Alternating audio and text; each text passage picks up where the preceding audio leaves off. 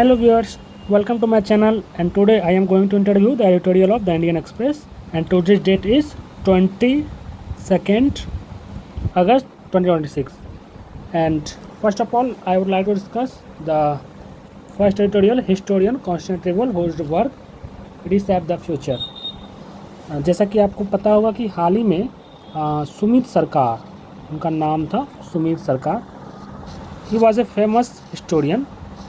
Okay, तो सुमित सरकार जो है उनकी निधन जो है 20 अगस्त को हुई थी दिस मंथ. तो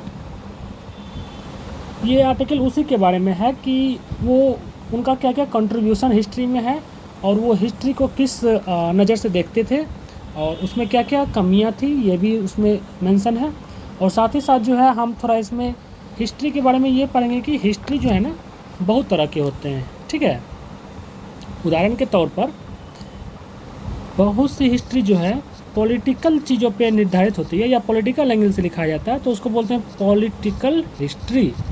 ठीक है, इकोनॉमिकल हिस्ट्री भी होता है.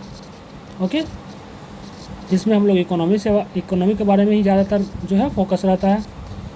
या फिर जो हमारा हिस्ट्री है मॉडर्न हिस्ट्री मान लो, तो मॉडर्न हिस्ट्री में भी बहुत तरह से होता है चीज़ें. जैसे कि कुछ चीज़ें जो है ना, कुछ चीज़ें किसी खास एंगल से लिखी जाती है. फॉर एग्ज़ाम्पल अगर मैं बात करूं अपने मॉडर्न हिस्ट्री की, तो इसमें सबसे इम्पोर्टेंट ये है कि किस मुद्दे पे लिखे गया. मान लो कि कोई इलाइट वर्ग पे ज़्यादा फोकस किया, इलाइट ग्रुप पे ज़्यादा फोकस किया, तो उसको जो है बोल लेते हैं इलिटिसिज्म हिस्ट्री. ओके, लेकिन मान लो कि अगर कोई हिस्टोरियन मजदूर, ट्रैवल्स, इन सब पे ज़्यादा फोकस किया, ठीक है, तो हम लोग उसको बोलते हैं सब अल्टर्न हिस्ट्री. ठीक है, सब अल्टर्न हिस्ट्री. तो देख रहे हो ना, डिपेंड करता है कि आप किस तरह से चीज़ों को, पर्सपेक्टिव को देखते हो और उसको लिखते हो. उस हिसाब से हिस्ट्री जो है क्या होता है, फॉर्म होता है. तो सुमित सरकार को अब इसमें से किस हिस्ट्री के रूप में जाना जाता है, तो इसका आंसर ये है कि सुमित सरकार को सब अल्टर्न हिस्टोरियन के रूप में जाना जाता है. सब अल्टर्न हिस्टोरियन. अब देखो सब अल्टोरियन होता क्या ये समझ लो पहले. जैसे देखो कई बार जो चीज़ें हैं ना, काफ़ी जो इलाइट वर्ग है ना उनके पर्सपेक्टिव से देखने का प्रयास होता है.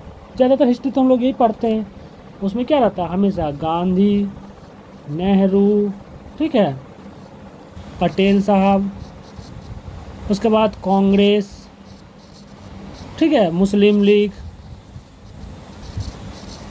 ब्रिटिश ईस्ट इंडिया कंपनी, यही सब तो पढ़ते हैं. इसी में घुमा घुमा के पढ़ते हैं ना. मतलब ज़्यादा जो हिस्ट्री है ना, जो भी ज़्यादातर हिस्टोरियन है वो इन्हीं के इर्द गिर्द जो है चीज़ों को रिवॉल्व करता रहा. और इसी वजह से जो सुमित सरकार हैं वो इनके जो आइडियोलॉजी थे उनसे विचार नहीं रखते थे, उनका विचार इनसे मेल नहीं खाता था. उनका ये कहना था कि भाई हिस्ट्री जो है ना, या किसी भी चीज़ को समझने के लिए ना सबसे पहले आपको ना बॉटम से टॉप की ओर जाना होगा. कहाँ से कहाँ? बॉटम से टॉप की ओर. बॉटम से टॉप की ओर आप चीज़ों को ना बेहतर नज़रिए से देख सकते हो. अगर हम सिर्फ टॉप की चीज़ें देखेंगे तो बॉटम तो दिखेगी नहीं. आपको तो पता है ना कि उस टाइम ट्रैवल का क्या स्थिति था, उस टाइम जो है मार्जिनलाइज सोसाइटी का क्या स्थिति था, वोमेंस का क्या स्थिति था, या फिर उस समय जो है जो इकोनॉमिकली डाउन ट्रोडन सोसाइटी थे, सेक्शन ऑफ पीपल थे, उनका क्या स्थिति था. सिर्फ इलाइट वर्ग का जो हिस्ट्री है वो पूरा हिस्ट्री नहीं हुआ, यही इनका कहना था. तो अब समझ गए ना सब अल्टर्न हिस्ट्री क्या होता है. तो सब अल्टर्न हिस्ट्री में ना, सब अल्टर्न हिस्ट्री में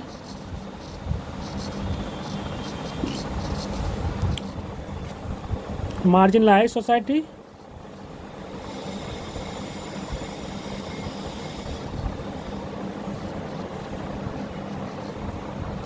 इसके साथ साथ इकोनॉमिकली पुअर, इसके साथ साथ कह सकते हो आपकी जो ट्राइबल्स हैं और इसके साथ साथ जो डेली वेजेस वर्कर हैं, ठीक है, उन पे क्या इम्पैक्ट होता था, उनका लाइफ स्टाइल कैसा था, उनका लाइवलीहुड कैसा था, और इसके साथ साथ वो जो है किन चीज़ों पे उनका फोकस रहता था, उनकी सोच समझ क्या थी उस टाइम, ठीक है, उन पे जो है जो इलाइट वर्ग हैं वो किस तरह से उनका प्रभाव था। तो ये सब चीज़ें जो है सबअल्टर्न हिस्ट्री में देखा जाता है।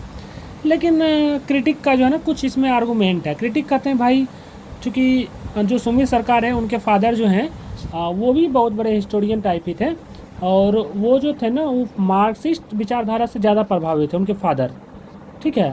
तो मार्क्सिस्ट विचारधारा आपको मैं बता चुका हूँ इससे पहले भी लेक्चर में, ठीक है। मार्क्सिस्ट आइडियोलॉजी इसमें ये बोलता है कि जो सोसाइटी है ना वो स्टेटलेस या कास्टलेस जो है वो होना चाहिए।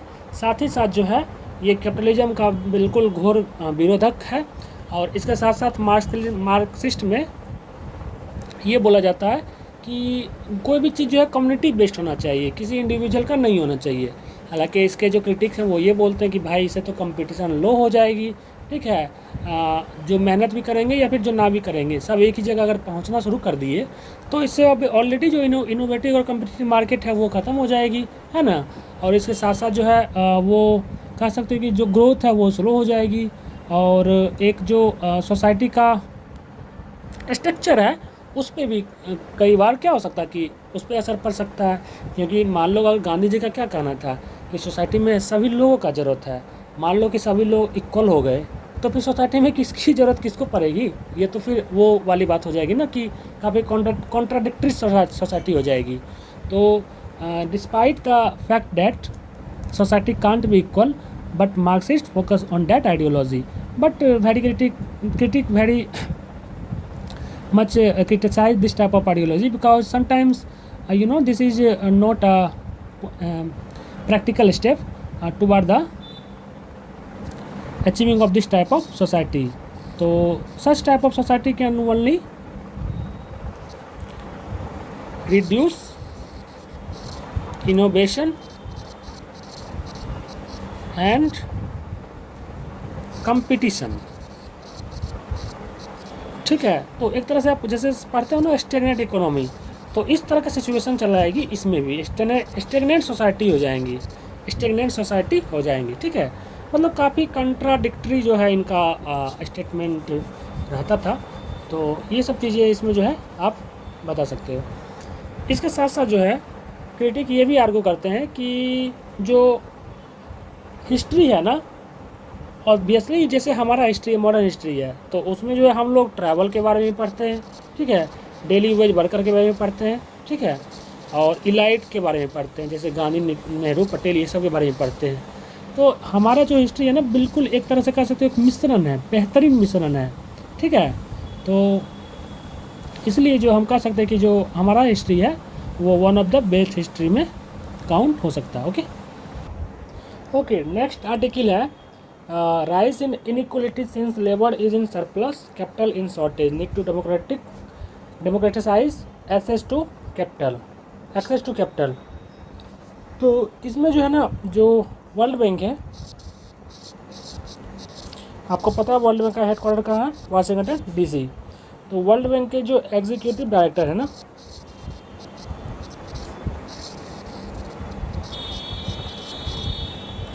तो उनका नाम क्या है, नीलकांत मिश्रा। तो नीलकंठ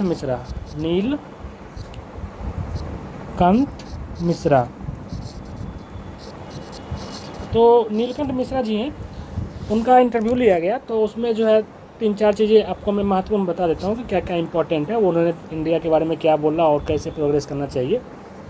तो हमारे यहाँ ना सबसे ज़्यादा अभी जो एक इशू है वो है एम्प्लॉयमेंट का।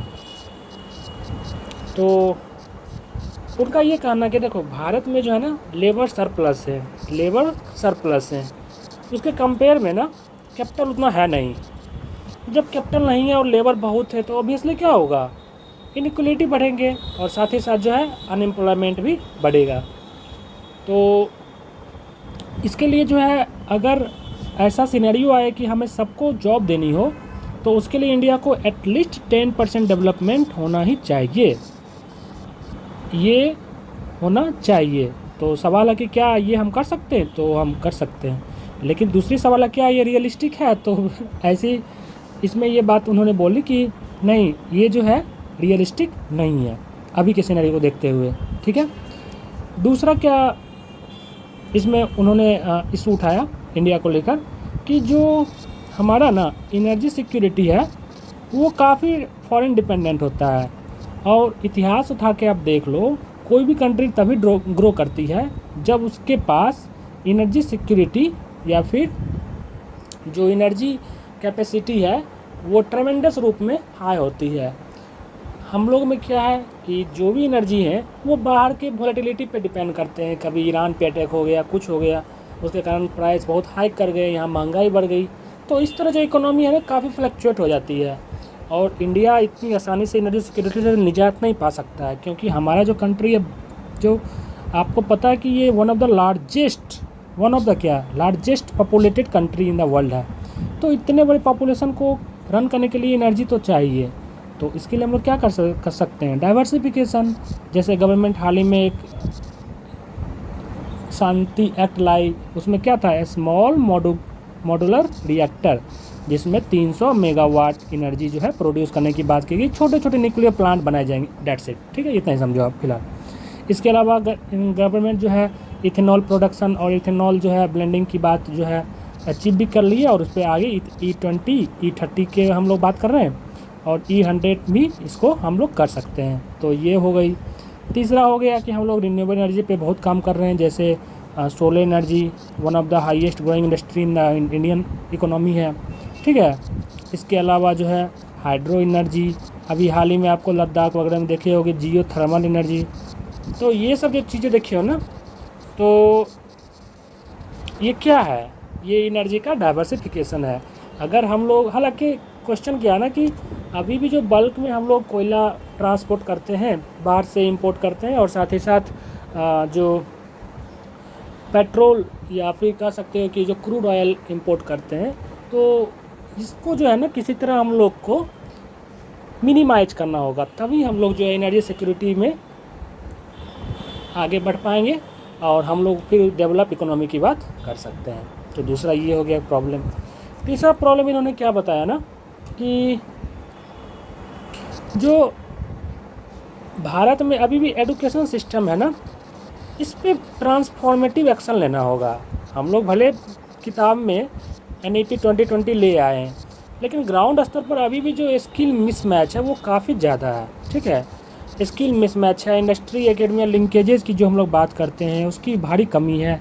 इसके साथ साथ जो है री स्किलिंग या आप स्किलिंग की बात नहीं होती है, या फिर अगर सरकारी डिपार्टमेंट देख ले तो आप उसमें जो रीट्रेनिंग की बात जो है हम लोग कई दिन से करते आ रहे हैं वो नहीं होती है। इसके साथ साथ अकाउंटेबिलिटी जो है सरकारी डिपार्टमेंट काफ़ी कम होती है। तो इन सब का इम्पैक्ट जो है डेवलपमेंट पे दिखता है, ठीक है। तो इन सब चीज़ों को हम लोग ठीक करना होगा, मतलब इंटरनल इशू हो गए।